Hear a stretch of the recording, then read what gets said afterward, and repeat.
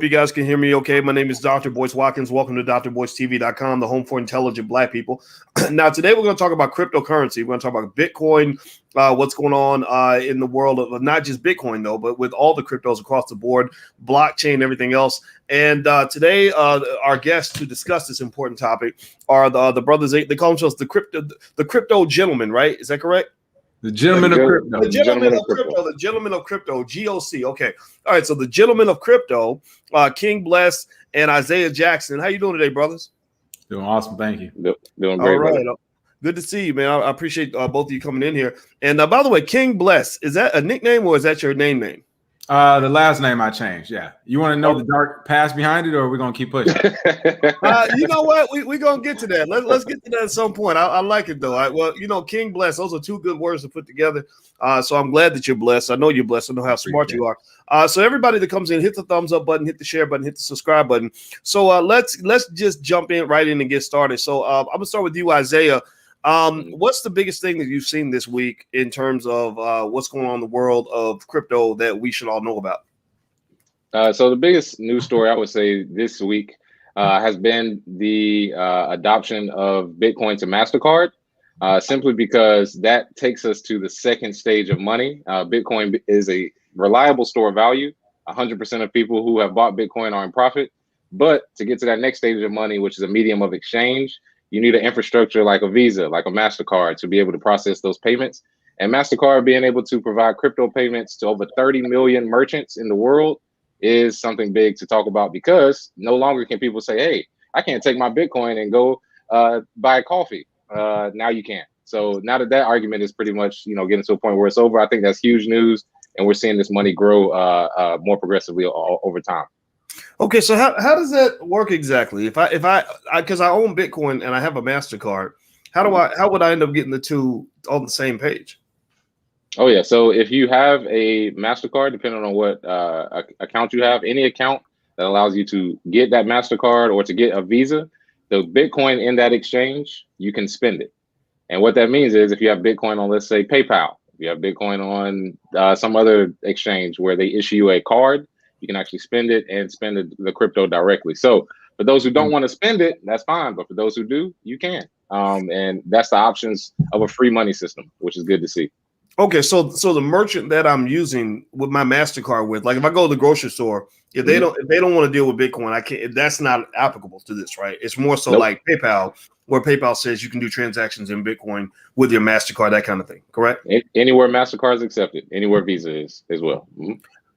And crypto, right? And Bitcoin, yeah. Right? Well, now Bitcoin's accepted everywhere. That MasterCard and Visa is. And that's how big that is that in an instant, because Bitcoin is reliable as a store of value, we're moving to medium of exchange. And that's a great place to be, because that makes it more of money in people's eyes, even though Bitcoin has been money for a long time. Okay. All right. So King Bless, let me ask you the same question. What's captured your eye this week in the world of crypto? So definitely, like you said, the MasterCard. Also, Uber. Uber is huge. For years, I couldn't figure out why, at the very least, they wouldn't at least accept Bitcoin or cryptocurrency. Now they're actually exploring that. So I think that's big news. I've been using Uber for years now. I continue to use them. I know a lot of people in SoCal use them. So I think that would definitely help their bottom line, raise awareness about Bitcoin. And then kind of going back to the MasterCard thing, one of the big parts about all of this is where people saw this technology going. You keep hearing about blockchain technology. It's going to be on the back end of all this stuff. So if you can use MasterCard or Uber, you can buy and pay with things in cryptocurrency. You might not even actually have to understand Bitcoin or cryptocurrency or see the front end of all that happening, because now all these developers are on the back end making all this stuff compatible and work with everything. So I think that's pretty cool. Yeah. Well, the infrastructure, I mean, obviously that's critical, right? Because you need that. Yeah, I think Jeff Bezos was doing a really great presentation about going into space. And he had this really unique idea of building artificial planets.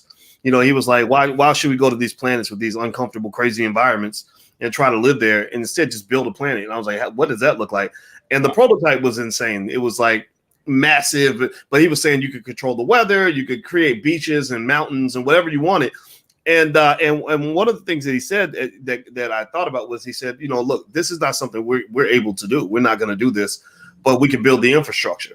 we build the roads to space, so to speak, so that the next generation can actually start building on top of that infrastructure. Like he said, that Amazon could have been built without the postal service, already being in place, right? Yeah. So it seems to me that when you talk about this infrastructure piece, that's where it seems like the big play, or one of the big plays, is in crypto. The blockchain itself and all related technologies. So let's talk about infrastructure a little bit. I've heard good things about the Ethereum network, that the Ethereum network is one of the strongest. Would you agree that the Ethereum network is kind of out there in terms of being at the top of the food chain?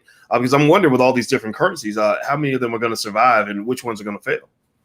Ethereum is definitely one of the top of the food chain. One, because of time in the game. They were one of the longest cryptocurrencies in the game. Two, I mean, they technically, not formally, but like informally, they're kind of backed by the Russian president because Putin loves Vitalik Buterin. As far as the U.S. government loves them. But my thing with Ethereum right now, we actually just talked about this recently, is the high gas prices, the fees that you need to transact on Ethereum, which in and of itself isn't a terrible thing. It's a technical issue that can be solved that they're working on. But right now, with competitors coming out, the thing is, hey, will Ethereum, with its market share, continue to be the best, or will those like Cardano, which is supposed to be the Ethereum killer, or Polkadot, or some of these other type of cryptocurrencies in the same space take over? So I think right now Ethereum has a market share, it has a community behind it, has a lot of great developers, and they have that head start. So I think they're good for now. But in a couple of years, if they don't actually fix that scaling problem, then they might see some issues. Okay. All right. Yeah. So Isaiah, did you want to add to that? Yeah, I was just going to say, as a utility, yes, King is right. They do have to fix the scaling issues. We actually saw a business go out of business because they were using Ethereum and the gas fees were too high for them to continue running. So when the price of Ethereum increases, gas fees go up. So if the price does keep increasing and less decentralized apps can be built and less smart contracts can be executed, then Ethereum doesn't have much use case. And that's the only thing I'm worried about. They do have to figure out scaling. They do have to figure out gas fees. And they do have to be honest and let people know that they have a pre-mine to people who started in Ethereum early. This is not the original Ethereum blockchain. It was actually forked off because of a hack, $150 million hack back in 2015 or 2017. So this isn't even the original Ethereum. So again, as far as risk management goes, it is a speculative coin. You can make money from it, but as a project close to Bitcoin, not really. But it is second in market cap, and that seems too big to fail. Okay. Everybody who just came in, I'm speaking with the Gentlemen of Crypto, and they actually have a YouTube platform and some other platforms as well. And King Bless is one of the brothers, and Isaiah Jackson. Please hit the thumbs up button, share, subscribe button if you haven't done it yet. We're gonna keep talking about crypto and what's going on now. I'm gonna tell you all this, man. I am really excited right now because I know I have a lot of different cryptos, but I know my Bitcoin's been on fire. I think Bitcoin's gone up 28% this week, and which is actually the bulk of the month. I think it had a tough month, but this week it's been on fire. What are some factors? And I'll start with you, King. What are some factors that are driving the massive growth in the price of Bitcoin as of late? You mentioned MasterCard. And also, I'd love for you guys to also maybe talk a little bit about Nigeria as well. I know, Isaiah, you mentioned that, so I'd love both of you can please chime in on that. Start with you, King. Go ahead, brother. Okay, and real quick, I saw one of your commenters, Brandon Travis, said gas fees can be handled by Loopring and ZRX. True. I'm in the Loopring as well. It's basically a side chain that's supposed to help with scaling. So they're right about that. And I think March 10th or 15th, it was in Loopring is actually going to be full on, be able to work. But the thing that I think that's driving the price, to answer your question, Bitcoin Zay was just on Fox News twice the last couple of weeks talking about it. Bitcoin versus Tesla. He had a discussion with Gerber Kawasaki, and it looks like Bitcoin came out on top. I think that is the main thing driving the price. Elon Musk had put the B next to his Twitter handle. He's screaming out Bitcoin. He put that $1.5 billion down on Bitcoin he actually bought. And he's been screaming out Dogecoin, another cryptocurrency. So he's bringing a lot of eyes. I think he has 45 million followers on Twitter. He's bringing a lot of eyes into the space, and as well as the Michael Sayers event, which I'm sure Bitcoin Zay would talk about. Okay, let's stick with Elon for a second, and then I definitely want to move to Nigeria and Dogecoin. I mean, you brought up an interesting word there. I'd like to get your thoughts on this. So, Isaiah, you were talking about Nigeria, and I guess I'm interested because I'm 1/3 Nigerian. I found that on my DNA test. So, what's going on in my home country right now regarding crypto that we should all be paying attention to?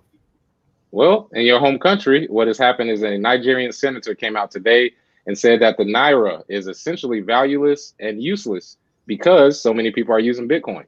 And I think that when he said that, that was in complete truth. The Nigerian government actually banned Bitcoin last week. And I believe after that happened, he explored it as well as others. And he came out and said it himself. We can't ban it. We don't know what we can do to actually ban it because too many people use it. And in Nigeria, they have the third most trading volume in the world. So what that means is this won't be the last country that realizes we can't tell our people not to use Bitcoin, because what happens? The price increases. Prohibition does not work. So in Nigeria, what you're seeing is you're seeing a lot of young people who are moving towards Bitcoin, using more cryptocurrency, and they're pushing back against the naira. Again, SARS happened, and those groups could not get funded. How did they get funded? With Bitcoin. And when you have a money system that can't be stopped in Nigeria, that's how you have basically a senator throwing his hands up like, I don't know what we can do. And it's kind of great. It's kind of great to see when you've been in this space so long, and we've been trying to remind people that if you have a new money system coming, the governments who were in control, their power is gone once the money system is gone. That's the only thing that funds them. So he literally was throwing his hands up like, we can't do anything about this, and we can't really ban it. So I think that helped drive the price. I think Elon Musk helped drive the price. Michael Saylor, his meeting with thousands of CEOs, including Tesla CFO. I think all of that at the same time is pushing the price, and will only continue if we see more of the same. More corporations buying, more people trying to ban it. Price is still going to go up because there's more demand. Okay, so King Bless, I'm curious. So so the Nigerian government, according to Isaiah, they haven't thus far been able to ban the use of Bitcoin. What about the United States? Could they do it? And would they try? Could they do it? And is it a matter of simply them figuring out eventually how to do it? When I hear about governments banning something, and I agree with what Isaiah said, that that prohibition does increase the price of something on the black market, but it almost seems like if you make something toxic enough, you can kind of kill the market altogether. If you say, look, if you get caught doing anything with this particular thing, bad things are going to happen to you. Remember, the government has the guns and the soldiers and the tanks and all that stuff. So what do you think, King? I mean, do you think that's a win for Bitcoin that they tried to ban it and couldn't, or do you think that means that other governments might follow suit and it could be worse? I think it's a win that they tried to ban it and couldn't. And I do think the United States, they won't try to ban Bitcoin because it's just too glaring out there. I mean, it just goes against our values, like just black and white. But they will definitely try to ban or control some of the ancillary things around Bitcoin in the market. For example, wallets. They put it in the bill and they took it out as quick as they did. But the first stimulus package, the pandemic relief package, the first one, they were considering giving everyone their money, their stimulus, 600, whatever it was, in digital dollars using a digital wallet. So they already have it built. It's already made. They decided not to do it, but it was in the original bill. So that's what I think they're going to do. They're going to say, if you don't own or use these type of wallets we tell you about, you can't transfer crypto or Bitcoin. If you're not using the CBDC, so they won't say we ban Bitcoin. They say, if you're not using this CBDC, we're just not accepting it or acknowledging it. I think those are some of the ways they'll go about banning Bitcoin itself. Interesting. Oh, yeah. And it's interesting, Dr. Boyce, you said, we have the people with the men with the guns in the army. What happens when the men with the guns have Bitcoin? That's the problem people don't understand. You have one sitting right here, King. He's in the Navy. He has plenty. I mean, that's what people don't understand, is that the power that people seem to have leaves once the money system changes and the emperor sort of has no clothes. But yeah, I think that for the most part, if the U.S. was going to do something, it would take propaganda, sort of what we're seeing now with Janet Yellen saying, hey, Bitcoin's used for illicit activities. Wrong. 0.3% of activity is used for illicit activity. That's less than cash. That's nothing. So that's a lie. You'll see propaganda. I guarantee you'll see propaganda in the next few years. There was child trafficking paid for with Bitcoin. If you use Bitcoin, you must support child traffickers. Terrorism. I can guarantee you a terrorist attack funded with Bitcoin. Why are you using Bitcoin? Terrorists use it. China, our economy is collapsing, and China owns most of the Bitcoin. If you don't use our currency, then you must love China. You must be. And this happened before. This has precedent. When gold became too valuable, the banks issued Executive Order 6102, made people turn their gold in, and what they used as the propaganda was, hey, our economy's failing because everybody's hoarding gold. No, the economy was failing because it's failing and they're trying to save themselves with gold. Luckily, you can't do that with Bitcoin. So I can see that type of thing happening. But all you need is an educated audience. That's it. And once people realize that, that's not real, that's dumb, that's just FUD. It takes some time, but I think we're getting close, and I don't think they can actually defeat it. So they're going to make money off of it, and maybe accept tax payments in Bitcoin, because I think that's the only way governments are going to be able to get their hands on it. Okay, well, everybody, I want to make sure you know who I'm talking to. I'm speaking to Mr. Isaiah Jackson. I was going to say Isaiah Washington, but that's the actor. Isaiah Jackson and King Bless, the Gentleman Crypto. That's their platform. They're on YouTube, so everybody make sure you go find them, support them, follow these brothers, and also I've shared with you guys my crypto portfolio. If you want to go take a look and see what I own and what I bought, what I do is I know what I'm good at, I know what I'm not good at, and so with crypto is such a special culture, that whole space. It's a culture that requires you to be dedicated to really know everything that's going on.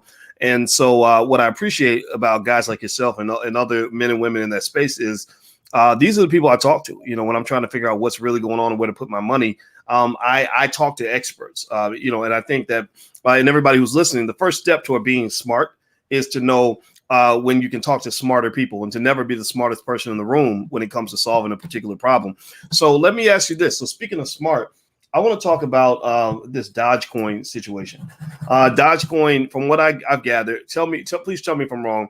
From what I've gathered, Dogecoin is worthless, but it's like a fun little stunt. Everybody's, Snoop Dogg. I don't know if y'all saw Snoop Dogg had the little doggy dog.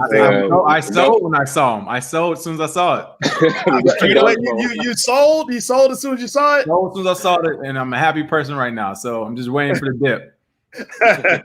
Yeah, and it's almost like a little game that doesn't have as much to do with investing as it does with just sort of this weird speculation. And so Elon Musk is kind of he's a guy that takes some risks, which I love about him, but it's also caused him some problems. If you remember, he almost went broke trying to start SpaceX. So when people talk about investing in Dogecoin, I mean, is that even an investment, or is that something that smart investors should just generally try to stay away from? This is not investment advice, by the way, everybody who's watching, but I'd like your take on that. And I'm gonna actually pull up the picture of the Snoop Doge right now, so you guys can kind of see what that looks like. So Snoop Dogg put this on his Twitter or his Instagram or whatever, and everybody, I guess, got excited when he did that, because I guess everyone just does whatever rappers tell them to do. So what do you guys think?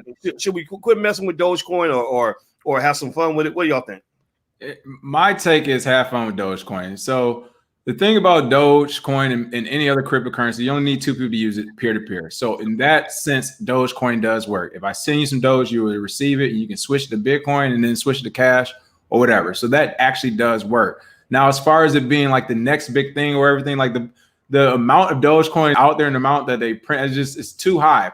But what we do see happening right now is just the community around the Dogecoin rallying. Like a lot of people know, Dogecoin is on a ton of video games. Like some of the more popular games, Call of Duty, they have like a little charm you can get for your guns, your weapons. And it's like 3 or 4 other games. They have Dogecoin artwork and all this other stuff. So it's in the space where kids can see it, and it's a very low price point. So when these kids, TikTok and all that stuff come online and they're seeing all these high prices, they see Doge is low.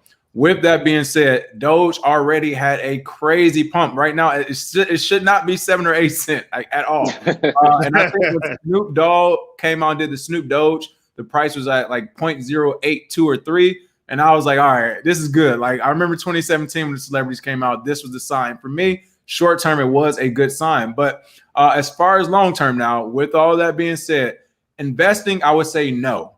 Trading, I would say yes, because if you trade it, you can catch some pump and dumps on it, and it may continue to rise. I think we might actually see it go to 10 cent, 12 cent, and because of the frenzy around it, especially if institutions keep pumping in long term after that 10 cent price, even though it makes no sense from a trading point of view, people will just look at the price point and say 10 cent, I'm going to buy it. They don't know any other fundamentals about it. They would say 10 cent, I'll buy it. So because of that, I can see it continue to rise in price. But I think for the short term right now, unless Bitcoin does 55K, 56K, we may have seen the end of the Doge pump in the short term right now, next few weeks to a couple months. Isaiah, do you think that the Doge? I've been watching Doge for a while, and I feel like the Doge pump and dump is over. I feel like it's almost like when you look at Wall Street Bets, the Reddit forum. We were talking about this morning.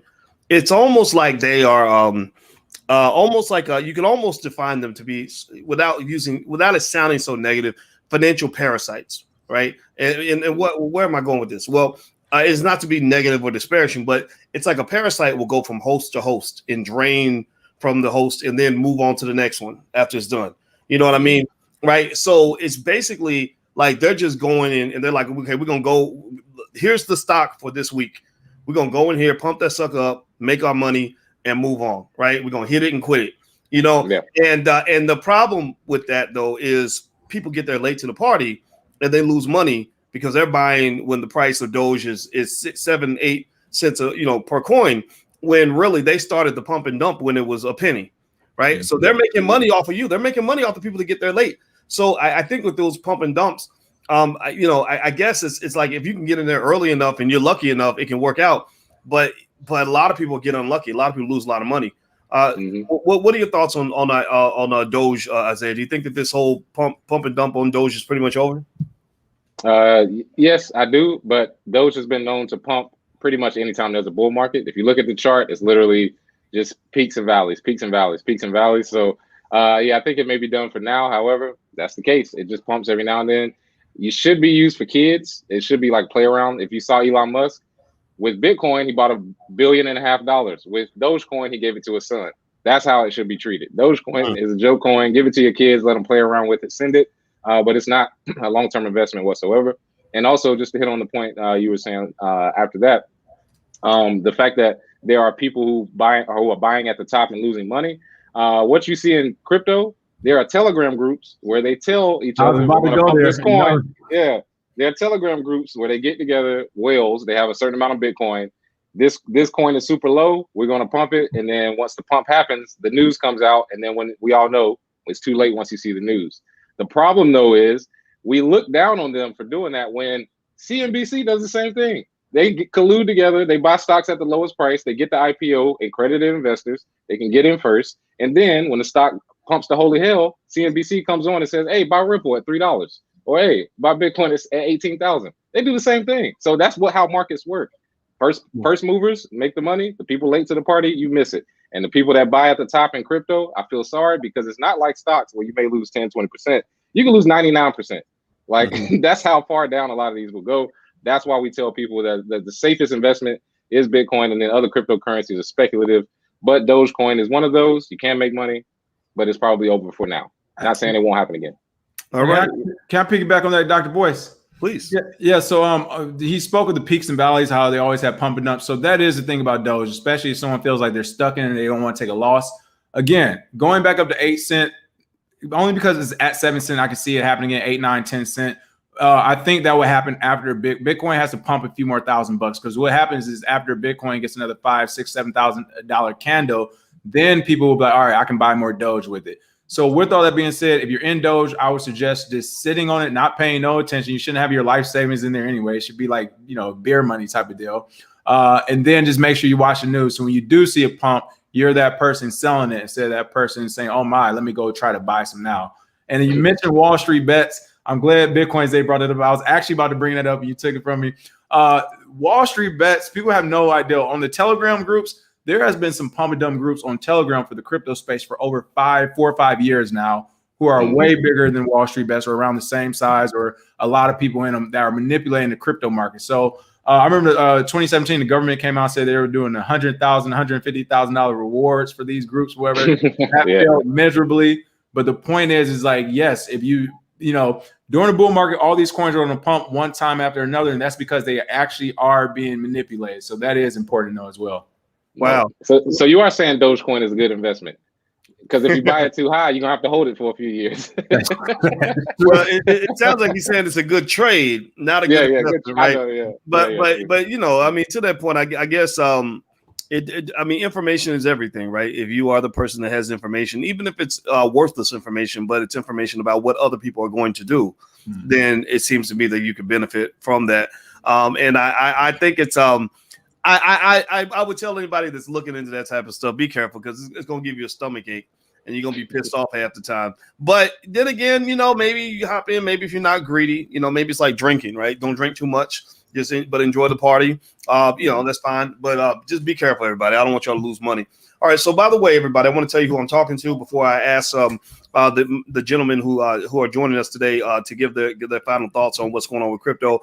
These brothers, Isaiah Jackson and King Bless, are from the Gentleman Crypto. That's their platform. You can go take a look at that. Make sure you do that. Feel free to go support their platform. And also, one day, these brothers don't know it yet, but I'm going to invite them on Clubhouse, and we're going to have a Clubhouse conversation about crypto. And so if you want to follow me on Clubhouse, you can go to Dr. Boyce Watkins. Just look it up on Clubhouse, and we'll get in and have a little audio conversation. I still don't understand why people don't realize Clubhouse is basically a Zoom meeting without video, but because you can do everything in a Zoom meeting that you do in Clubhouse, but I guess it's cool and trendy, and you can go from room to room. Seems like that's one interesting aspect. But either way, though, that's what I am on Clubhouse, so feel free to follow me there. So everybody, also hit the thumbs up button. If you haven't hit the thumbs up button, please do that. So I want to ask you guys this question. Right now with Bitcoin, I think we're sitting about 48K. I feel from my point of view that the rise of Bitcoin is an inevitability, that it's gonna, all indicators are pointing upward. It's literally like free money at this point, in my view, if you're invested in that. So do you agree with that statement that Bitcoin, that it can pretty much only go up? And also, what do you think Bitcoin will be at the end of this year? Well, if you had to make a guess, and then maybe we'll do a New Year's Day type conversation and compare our prediction to what actually happened. So I'll start with you, King Bless. What do you think, brother? Was I right? And what do you think is going to be at the end of this year? Well, so I think Bitcoin can only go up in the long term. In the short term, for people could be 2 to 3 years, which we saw in 2017. You bought the top in 2017, you just waited 2 to 3 years to get some of your money back and to make profit. So if you're looking at 10, 15, 20 years, Bitcoin can only go up. If you're looking at the next 6 months to a year, then yeah, we might see it hit 53, 54,000 and literally just sink back down to 42, then maybe to 38, 37, 36, and then back up. So long term, yes, I see it only going up. As far as the price prediction at the end of this year, everyone gets these wrong. I remember in 2017, the whole community thought the price high would be $5,000. Like literally everyone in the community said 5,000. January 1st, 2017, it was 1,000. And we saw that thing go up to almost 20,000. So this year saying that it is February again, we're essentially at 48,600 right now. I think it's possible. It is very possible to see a $75,000, $80,000 Bitcoin. And I say that because these candles are just going to keep getting higher when the percentage swing 5, 10% in a few weeks might be a $9,000 candle. But I don't think we'll settle on 75 to 100,000. I don't think we'll settle that high at the end of the year. I think we'll settle between like 70 to 80K tops. Okay. 70. So, okay. So King Bless didn't really nail himself down. He kind of gave himself a range. So we go split it in the middle. So your prediction is 75K. All right. 75K. Isaiah, what's your prediction for Bitcoin at the end of the year? End of the year, Bitcoin is at $200,000. Woo! 200,000. I mean, it's extremely possible. Yeah, and I'm literally going off of one chart that I've looked at a long time, the stock to flow model. If the stock to flow model is correct, we'll be looking at $200,000 Bitcoin at the end of the year. Has been correct for 12 years. So you really only need one chart for people who look at charts all day. For Bitcoin, you only really need one if you're thinking long term. So if that's the case, we'll be looking at $200,000, $300,000 Bitcoin. That's why Citigroup came out and predicted 300K. That's why JP Morgan said 146K. I think the FOMO is going to get real in Q4 this year. After tax season of March and during the summer, we may lag a little bit, but Q4 is about to get real. So y'all work together. How does that make you feel, King? That your prediction 75 and Isaiah's is 200. Do y'all argue about that? What are those arguments like? You see the school uniform, conservative. I'm saying that my 75 he go 200.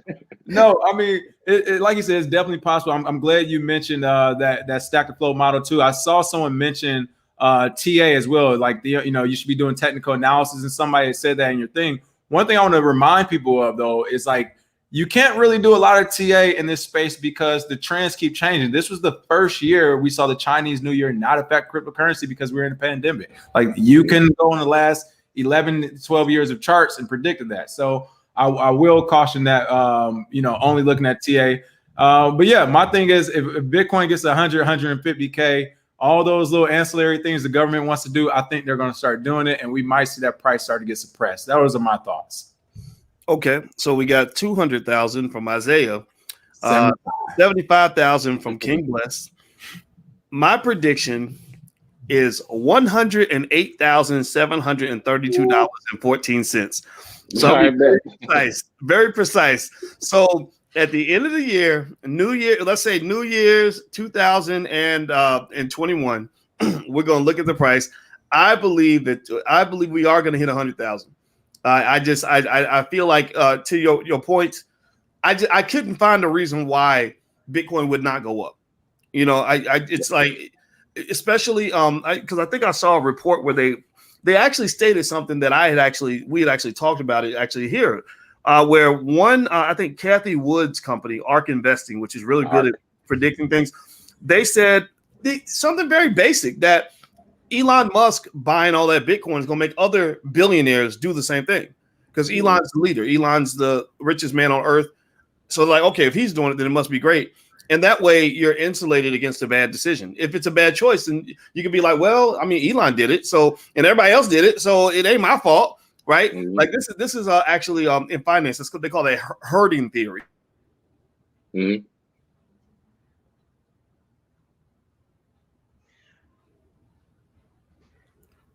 Froze on his Dr. Boyce. Yeah, I think it's a little frozen. Am I here? Here? We got you. Here we go. Okay, yeah, sorry about that. I got the Wi-Fi. The teenagers in there playing video games. So, and it actually Call of Duty is my game, by the way. Drop that gamer tag. I got you. Okay, I sure will. I got to go in there and find out what it is. So I'll send it to you, man. But yeah. So I think that Elon Musk, according to herding theory, basically the reason people follow herds and packs is because there's safety in that. Like if I just go with what everybody else is doing, even if I fail, nobody's going to isolate me and say, oh, you were a stupid CEO, you should be fired. But if I go in my own direction, this is why leadership is hard, right? March to be your own drummer takes courage, because if you go in your own direction and you fail, then everyone says, well, you failed because you did something different from what everybody else did. Well, really, you might have still made a good decision. You might have had a 70% chance of success. But if you land on that 30%, people are going to say, oh, that means you were stupid. So Elon is a guy that I like because he'll take that 70-30 odds or whatever. Like he'll just go in his own direction, even if it's a bad direction, because he believes in it. So I think that Elon buying that Bitcoin is going to be huge. I think a lot of CEOs are going to follow. If Apple jumps in on some meaningful level, it could be massive. But to your point earlier, I think you and I, King, were talking about Apple, and there's a concern Apple's very proprietary. They're always like, well, how can we just do it ourselves, right? China's like that too. China and Apple, they tend to just take whatever you're doing and they make it themselves so they can keep all the money. So I'm curious to see how that plays out. But anyway, that's my 2 cents on it. I want to say thank you guys for joining us and adding so much value to the conversation. How can people find the Gentleman Crypto? Just search for it on YouTube? Search for us on YouTube. In the description box, we have all our Twitter handles and all that good stuff as well.